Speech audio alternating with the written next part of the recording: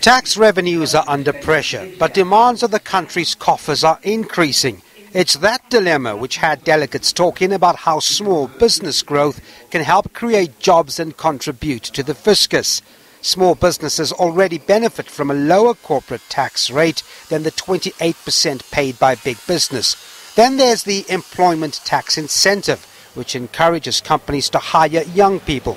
But are small businesses complying?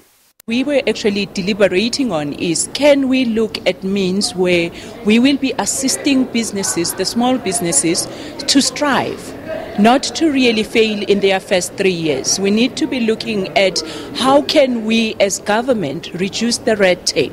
How can we as the profession assist in upskilling the small entrepreneurs?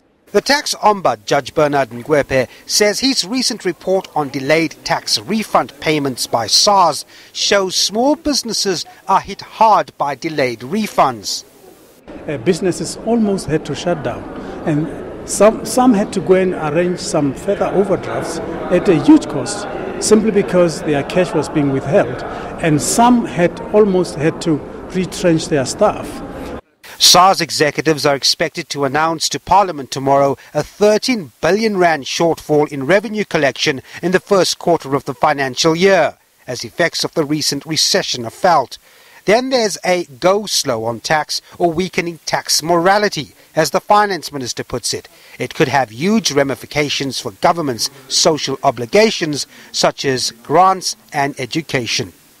If they get a feeling that there's no value for money, they think, one, differently about tax and find alternative ways of dodging it.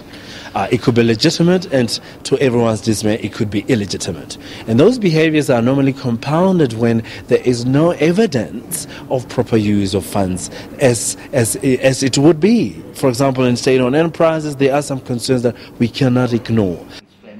The Tax Indaba ends on Friday. David Murrigan, SABC News, Johannesburg.